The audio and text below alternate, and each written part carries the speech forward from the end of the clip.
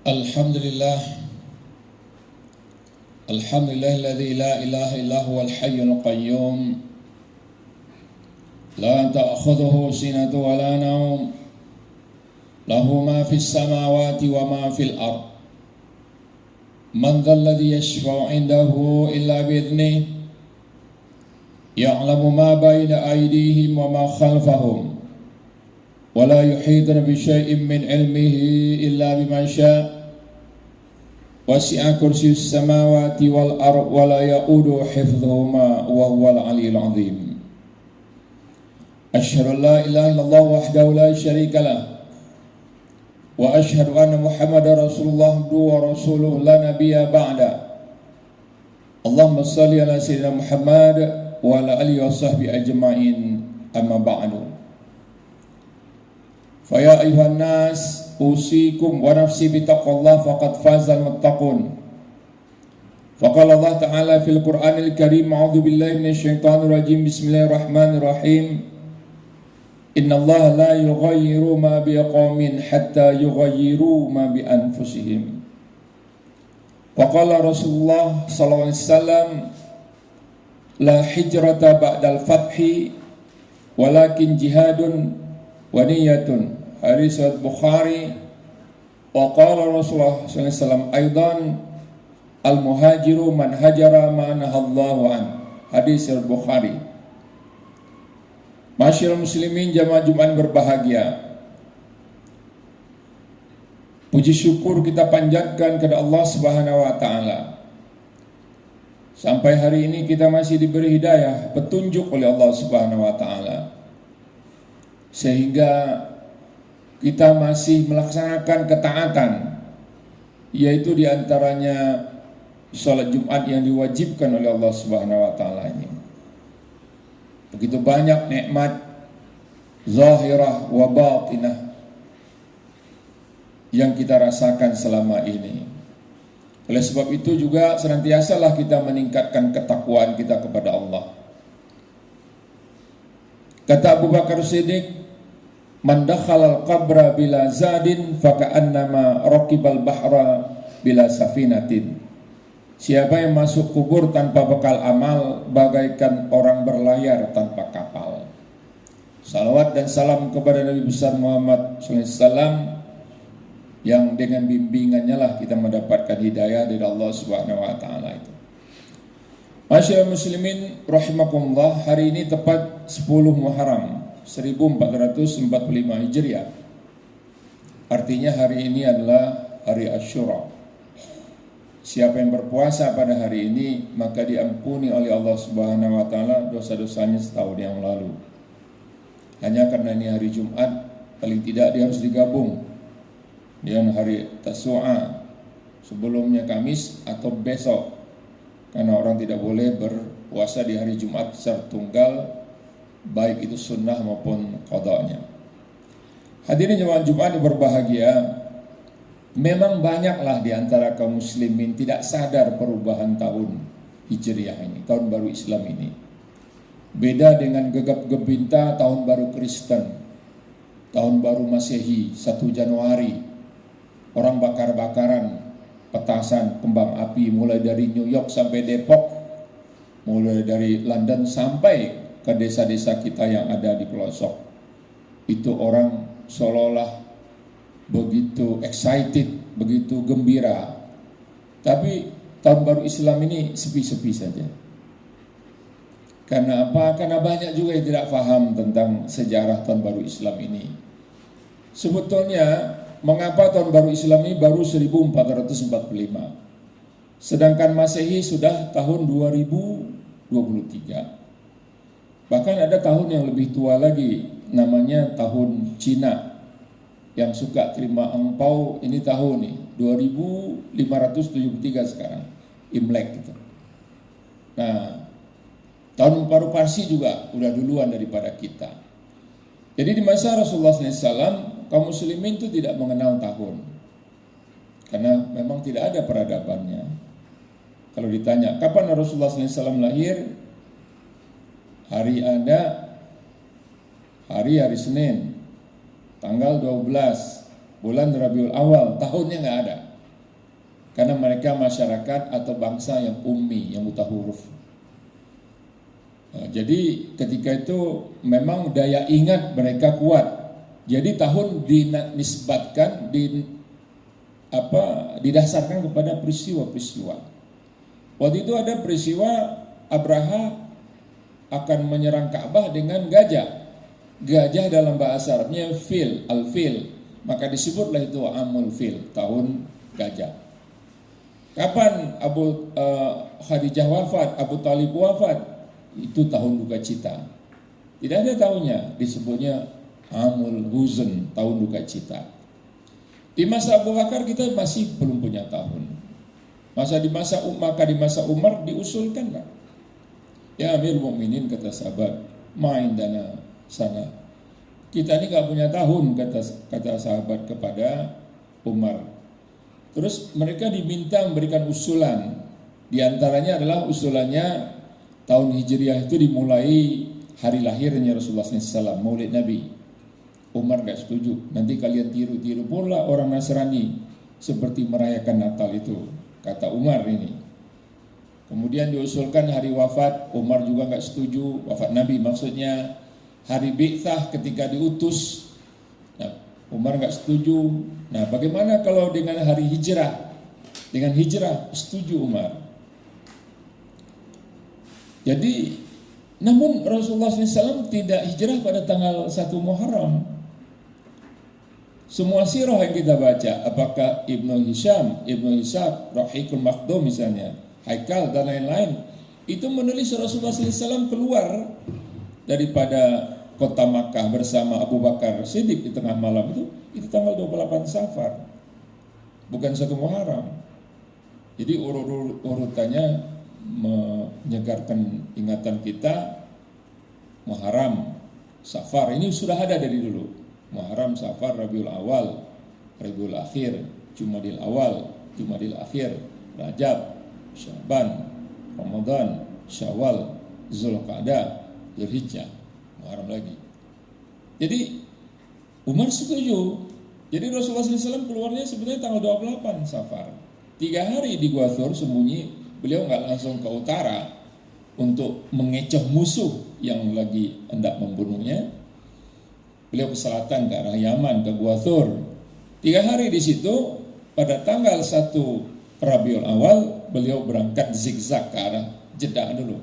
Zigzag ke utara selama 8 hari di perjalanan sampailah beliau di Quba namanya.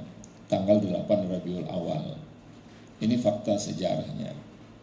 Kemudian beliau mendirikan Masjid Quba yang sekarang ini, tapi jangan dibayangkan berlampu-lampu ber-AC macam begini. Yang namanya masjid dahulu itu cuma dibatasi pohon kurma saja, sedangkan lantainya masih pasir. Jadi kalau orang sujud, Rasulullah SAW sujud, itu kening mereka itu penuh dengan pasir. 4 hari di Quba, kemudian Rasulullah SAW mendirikan sholat Jumat pertama di hari Jumat. Itulah sejarah sholat Jumat pertama. Tanggal 12 Rabiul Awal itu beliau berjalan kaki ke kota Madinah. Nah, tanah yang pertama ditempati Rasulullah SAW adalah di Raudhah sekarang itu. Ya, itu rumah Nabi dulu. Jadi kalau ada orang pergi ke Mekah, pergi umroh haji, nggak sampai ke kuburan Nabi, itu keterlaluan. Ziarahlah ke kuburan Nabi. Ucapkanlah salam. Ya, karena ucapkan salawat, innallaha wa malaikatahu yusholluna 'alan nabi ya ayyuhalladzina amanu shollu 'alaihi wasallimu taslima. Sedangkan Allah dan para malaikat saja bersalawat, dan Allah memanggil dalam Al-Quran, wahai orang-orang beriman, bersalawatlah kalian kepada Nabi. Jadi kita datang di situ, ya, karena begitu ramai mungkin ya, barangkali kita hanya bisa mengucapkan Assalamualaikum ya Rasulullah, Assalamualaikum ya Habiballah, Assalamualaikum ya Nabi Allah. Karena itu bondongan-bondongan itu nanti ya. Hadirin jamaah Jumat berbahagia, begitulah ceritanya. Jadi dimajukan oleh Umar hampir 1 bulan 28 hari ke depan. Kenapa Umar memilih 1 Muharram? Kata Umar, karena itu selesai Zulhijjah, selesai haji. Orang semangatnya lagi tinggi, badannya lagi tegap. Nah itu argumennya Umar ya. Nah, boleh juga. Nah, makanya kita baru 1445 Hijriah sekarang. Kenapa Rasulullah SAW hijrah? Kenapa nggak tetap di Makkah saja? Kan timbul juga pertanyaan. Memang waktu itu sudah ancaman hukuman mati. Jadi 100 kepala kabilah yang ada di Makkah dan sekitar Makkah itu berkumpul dan mesepakati siapa yang bisa menangkap Muhammad hidup atau mati diberikan hadiah seekor unta. Nah, seekor unta ini kalau kita konversi ke zaman sekarang ini ya 100 ya Kijang Innova keluaran tahun 2023 lah begitu ya. Jadi pemuda-pemuda itu sangat bersemangat ingin menangkap Rasulullah SAW hidup maupun mati. Itu jadi kata Allah berfirman, ya Muhammad engkau hijrah ke Madinah. Temanmu adalah Abu Bakar. Gitu. Jadi Rasulullah SAW hijrah. Itu latar belakang yang paling kuat. Tapi kalau kita balik ke belakang, ini adalah latar sejarahnya. Latar belakang sejarahnya karena perlu perubahan itu sendiri. Karena hidup itu adalah perubahan. Kita juga merdeka karena perubahan, karena perjuangan. Kalau nggak ada perjuangan, perubahan, kita tak akan merdeka. Makanya tersenyum. Dalam keadaan mati syahid, para pejuang kita tersenyum. Tersenyum apa? Waktu mereka mati syahid. Anak-anak mereka akan berubah nasibnya. Hadirin jemaah yang berbahagia. Jadi, kalau kita lihat sejarah Nabi SAW sendiri. Misalnya beliau ketika lahir saja, ayah beliau itu sudah wafat. Langsung jadi yatim ya, karena saat beliau di kandungan Siti Aminah ibunda itu ayah Abdullah sudah wafat, lahir yatim. 8 tahun ibu yatim, ibu meninggal maksudnya 6 tahun ibu meninggal, tinggal dengan kakek. 8 tahun Abdul Muthalib kakek meninggal pula, tinggallah beliau dengan paman Abu Talib yang miskin, anak banyak pula. Jadi kalau boleh dikata, Rasulullah SAW ini miskin dari kasih sayang. Beliau baru merasakan kasih sayang sejati itu ketika beliau menikah dengan Khadijah di usia 25 tahun. Dan Khadijah dalam satu riwayat dikatakan sudah berusia 40 tahun, 15 tahun lebih tua dari Nabi. Dan Khadijah menikah itu udah yang ketiga ini. Dua kali jadi janda karena suaminya terdahulu wafat. Tapi pernikahan ini mesra. Memanggilnya, cara memanggil Khadijah kepada Rasulullah SAW itu mesra sekali. Itu ketika turun wahyu pertama di Gua Hira di Jabal Nur itu. Rasulullah SAW ketakutan ketika Jibril membacakan ayat itu. Iqra bismi rabbikal ladzi khalaq, khalaqal insana min 'alaq. Iqra wa rabbukal akram alladzi 'allama bil qalam 'allamal insana ma lam ya'lam. Itulah 5 ayat pertama itu. Dari Al-Qur'an yang 30 juz itu 5 ayat pertama. Dari surat Al-Alaq segumpal darah. Rasulullah SAW ketakutan, ini makhluk apa? Belum pernah beliau jumpa. Jibril naik ke atas langit dengan mengatakan, ya Muhammad ana Jibril wa anta Rasulullah. Aku Jibril dan engkau Rasulullah. Itulah pelantikan beliau jadi Rasul. Sebelumnya Nabi saja. Beliau turun dari Jabal Nur, dari Gua Hira itu, setengah berlari ke bawah. Sampai di rumah beliau katakan kepada istri beliau, Khadijah, zammiluni, zammiluni, selimuti aku, selimuti aku. Diselimuti oleh Khadijah, ditenangkan, tidur. Setelah bangun, napasnya sudah mulai stabil, baru dipanggil, ditanya, ya habibi, kulli madza asabak. La sabar li habibi. Jawab. Rasulullah usia 40 tahun waktu itu. Berarti Khadijah usia tambah 15, 55 tahun. Nenek itu. Panggil istri, panggil suaminya, ya habibi, ya habibi. Duhai kekasihku, duhai kekasihku. Ceritakan apa yang telah menimpa dirimu. Aku sudah tidak sabar lagi untuk mendengar ya habibi gitu. Jarang-jarang juga nenek-nenek sekarang tuh yang panggil suaminya kayak gitu. Itu contoh dari Nabi bagaimana mesranya rumah tangga itu. Nah, beliau diboikot tahun ke-7 kenabian sampai tahun ke-10, 3 tahun. Di Syi'ib Abdul Muthalib Sehingga terpaksa makan daun-daun kayu, pohon-pohon, daun kulit kayu itu dimakan. Pernah beliau makan kulit sepatu yang nggak terpakai lagi itu direbus, dipotong-potong, dimakan. Namanya kulit udah disama, dimakan kulit, keluar kulit lagi. Derita beliau luar biasa untuk menyampaikan hidayah Allah kepada kita ini, bahwa dakwah ini datang bukan dengan cara yang mudah, tapi penuh perjuangan dan pengorbanan. Nah, tahun ke-10 kenabian, naskah pemboikotan itu dimakan rayap yang diutus oleh Allah. Agak lega lah keluarga Rasulullah. Namun ujian Allah belum selesai. Wafat Khadijah. Pulang ke rumah ucapkan salam, tak ada jawaban dari sang istri. Nggak lama wafat pula Abu Talib. Jadi berbagai cobaan. Sewenang-wenanglah orang Quraisy. Pernah kening beliau lagi tasyahud itu dipukul oleh Abu Jahal dengan ujung tongkat yang dari busi atau kuningan itu. Sobek kening beliau dan wajah beliau berlumur darah. Terjadi lagi ketika beliau mengajak Zaid bin Haritha, ya Zaid, nadhaba ila Taif. Kita pergi yuk ke Taif. Mungkin orang sana itu lebih ramah, nggak seperti Makkah, gunung-gunungnya hitam bagaikan peci. Pasirnya itu di musim panas dari coklat berubah jadi abu-abu itu Makkah. Coba lihat, tumbuhan tuh segan untuk tumbuh. Udah kita ke Taif, sering hujan, agak hijau lah gitu, banyak air. Sampai di sana bukan disambut, dilempari dengan batu berdarah-darah dan pingsan. Sehingga beliau tidak suudzon kepada Allah ya, dengan cobaan-cobaan seperti itu. Terungkap dalam curhat beliau kepada Allah Subhanahu wa taala di Taif itu. Apa curhat beliau? Dimuat dalam Sahih Bukhari. Ya Rabbi ilaika ashku du'fa quwwati wa qillati hilati wa hawani 'alan nasi ya arhamar rahimin. Anta rabbul mustad'afin wa anta rabbi. Ila man takiluni ya Rabbi ila aduwin ba'idin yatajahamuni.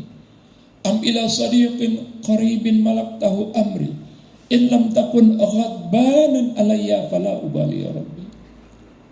Luar biasa curhat dari seorang kekasih kepada kekasihnya, Allah Subhanahu wa taala.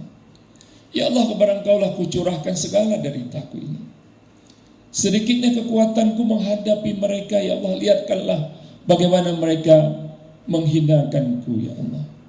Engkau adalah Rabb orang-orang yang tertindas dan Engkau adalah Rabbku. Pada siapa aku ini hendak Kau serahkan? Kepada musuh yang jauh yang hendak memusnahkan diriku, atau kepada sahabat kerabat yang akan membantu dakwah ini? Terserah kepada Engkau, ya Allah. Apapun yang Kau timpakan padaku, asalkan Engkau tidak murka kepadaku, ya Allah, fala ubali, aku tak akan peduli, ya Allah.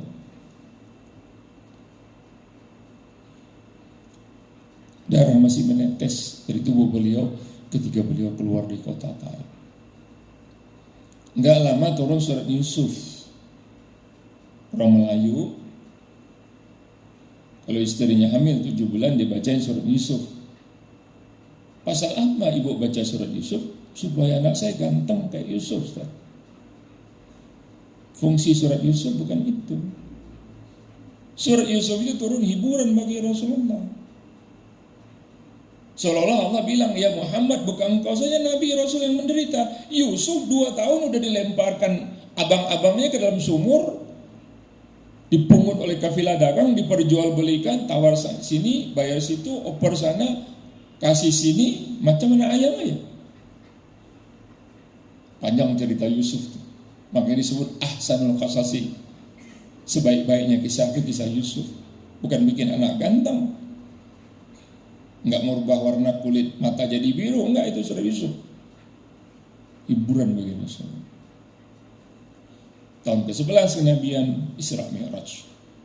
Rasulullah berjumpa langsung dengan Allah, berkata-kata. Itu juga memberikan suatu kekuatan moral, mental yang luar biasa. Tahun ke-12 Bayah Aqabah Ula. Tahun ke-13 kenabian Bayah Aqabah Tsani. Nah, Setelah itu beliau hijrah. Luar biasa memang itulah hijrah. Pindah ke Madinah, berkembang di Madinah dan seterusnya. Luar biasa. Ketika Hajjatul Wada, itu yang hadir pada tahun ke-10 Hijriah, Rasulullah cuma sekali berhaji. Pertama dan terakhir di tahun ke-10 Hijriah, 130.000 orang yang hadir. Satu riwayat mengatakan, ada yang mengatakan 110.000 orang.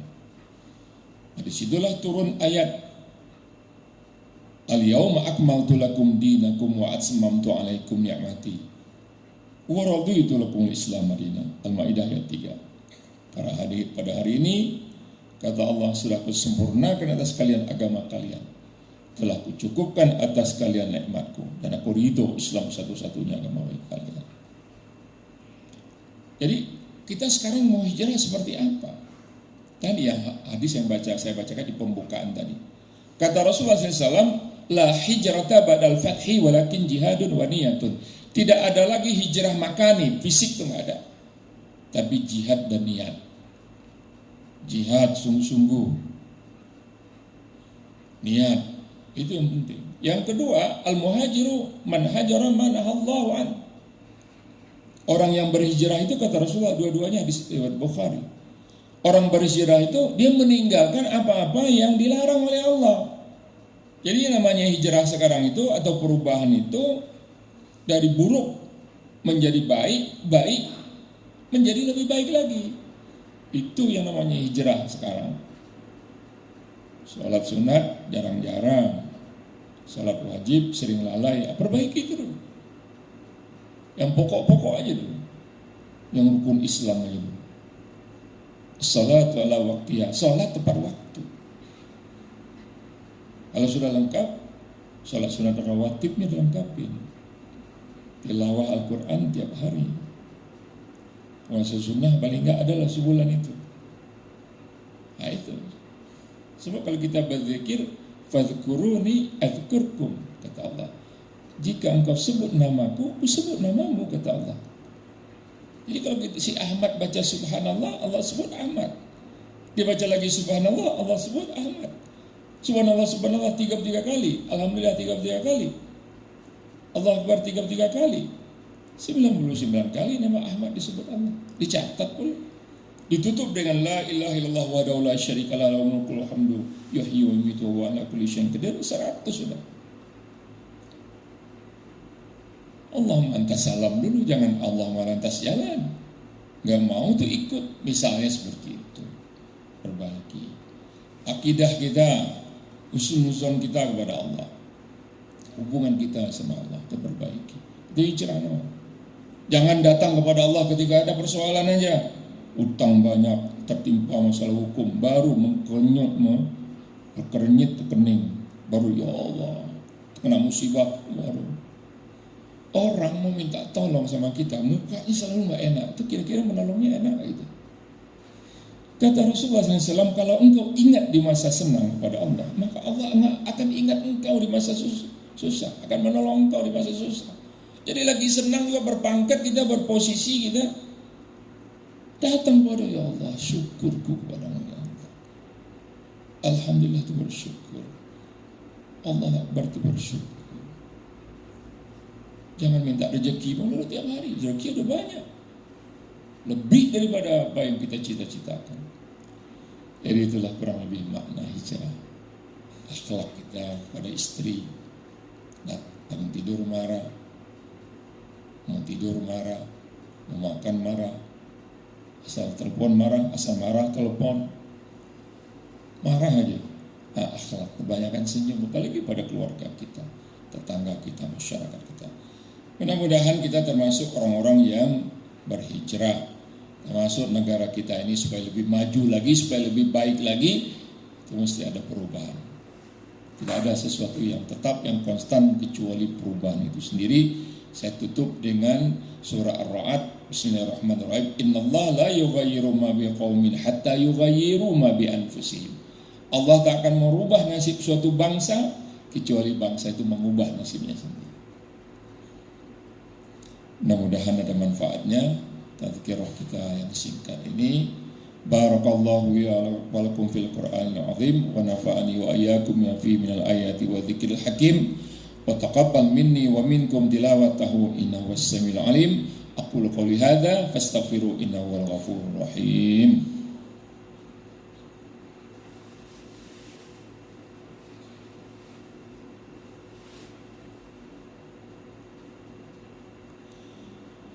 Alhamdulillahilladzi arsala rasulahu bil huda wa dinil haqqi liyudhhirahu 'ala dini kullih walau karihal musyrikun wa kafa billahi syahida. Asyhadu an la ilaha illallah wahdahu la syarikalah wa asyhadu anna Muhammadar rasulullah wa rasuluhu la nabiyya ba'da. Allahumma shalli ala sayyidina Muhammad wa ala alihi washabihi ajmain. Amma ba'du. Faqala Allah ta'ala fil Qur'anil Karim, a'udzu billahi minasyaitonir rajim. Bismillahirrahmanirrahim. Ya ayyuhalladzina amanu ittaqullah haqqa tuqatih wa la tamutunna illa wa antum muslimun. Innallaha wa malaikatahu yusholluna 'alan nabi ya ayyuhalladzina amanu shallu 'alaihi wa sallimu taslima. Allahumma shalli ala sayyidina Muhammad wa 'alan nabiyina wal mursalina wal malaikatil muqarrabin. Allahumma ighfir lil muslimina wal muslimat wal mu'minina wal mu'minat al ahya' minhum wal amwat. Allahumma ansuril mujahidina fi kulli makan. Allahumma ansuril mujahidina fi Palestin. Allahumma ansuril mujahidina fi Suriah wa biladi Syam. Allahumma ansuril muslimina mustad'afina fi Rohingya. Allahumma ansuril muslimina mustad'afina fi Indonesia. Allahumma ansuril muslimina mustad'afina fi India. Rabbana la tu'akhidna in nasina aw akhtana. Rabbana wa la tahmil alaina isran kama hamaltahu 'alal ladzina min qablina. Rabbana wa la tuhammilna ma la taqata lana bih. Wa'fu anna waghfir lana warhamna anta maulana fansurna 'alal qawmil kafirin. Rabbana atina fid dunya hasanah wa fil akhirati hasanah wa qina adzabannar walhamdulillahi rabbil alamin.